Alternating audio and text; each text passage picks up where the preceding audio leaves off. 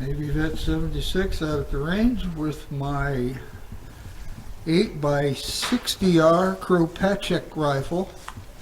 This is a Portuguese rifle, and it looks pretty familiar to those of you that shoot the Model 7184 Mauser, because basically it is the same rifle with a few differences. On this rifle, it has the same magazine fed ramping up system. It has pretty much the same bolt. It has the same, just the same design as the 7184 Mauser, except on this one your magazine cutoff is on this side. It also has a cleaning rod, which the 7184 does not. This one is chambered in 8mm, and that's being generous. That's what they call it.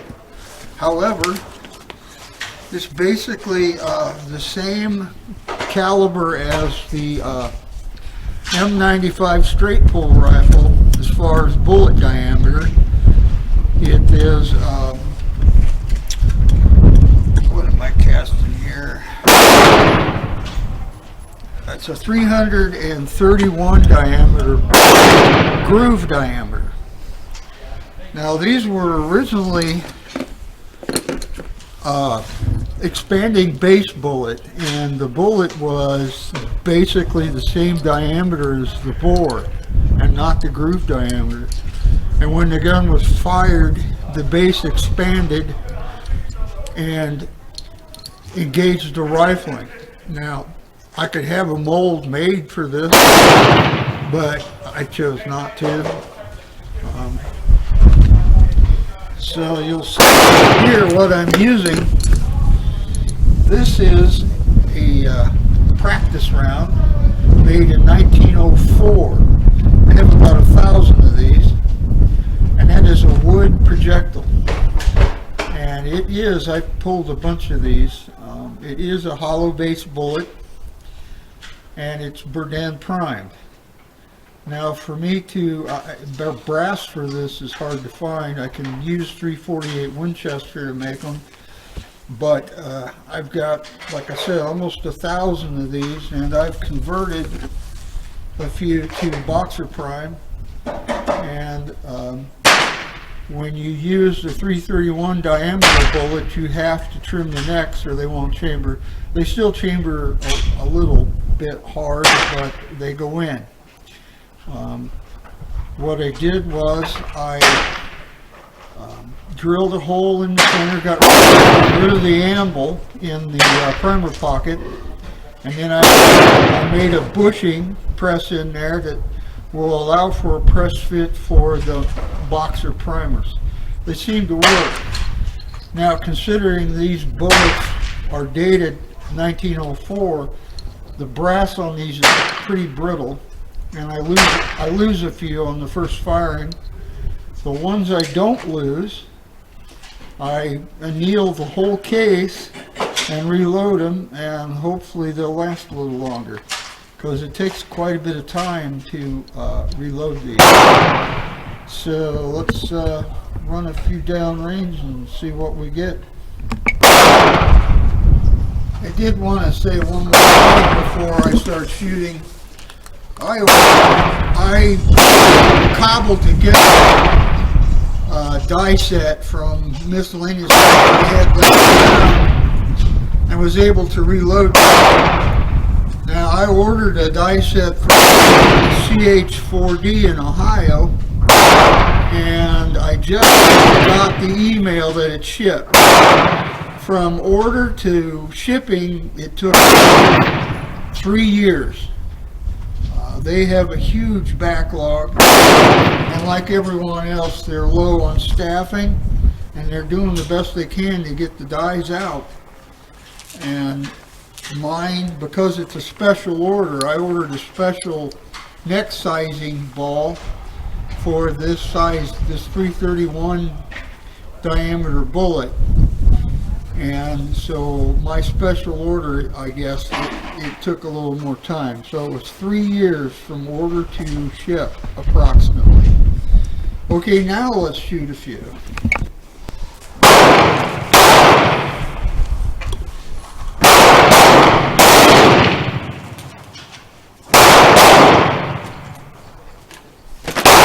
What the hell did I do?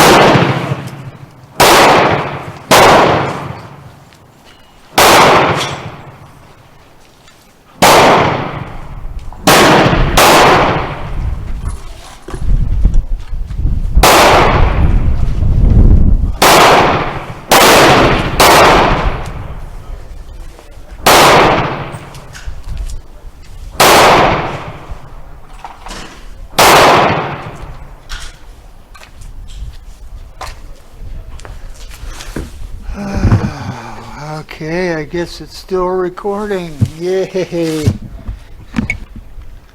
There is my Kropatcheck 8x60R at 50 yards.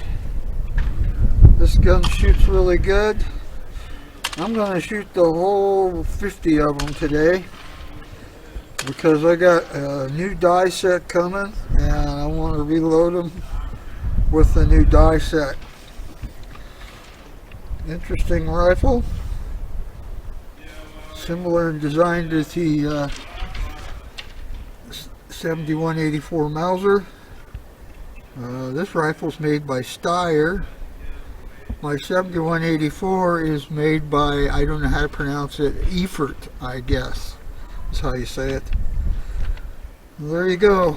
I'm going to just unload the rest. Navy Vet 76 at the range. Have a good day. Well, there is 46 rounds with my Kropatcheck at 50 yards. That was a lot of fun. I had 4 cases that wouldn't feed, so the neck size was a little big. I have to turn the necks down a little better. But next time I shoot the Kropatcheck, I will have used the CH4D die set. Should be here any day now. There you have it. Navy Vet 76 out at the archery range so I could get some good pictures in the sunlight of the similarities and differences between the Kropatcheck rifle and the 7184 Mauser. These two rifles are very similar. I just wanted to show you how they are side by side. Now, I've already done a quick video on the Mauser. I think I can get some better pictures out here. You can see the markings on the Mauser. Again, with the unit marks. You'll notice the bolts are very similar with a few differences, obviously. Here is one difference, but they disassemble the same way. Now, the Mauser, I can't really see because my screen is dark, but it should say Erfurt, E-R-F-U-R-T with the crown. And there's some other markings on here, acceptance marks. Very cool rifle. You'll see the ladder sight is longer than it is on this.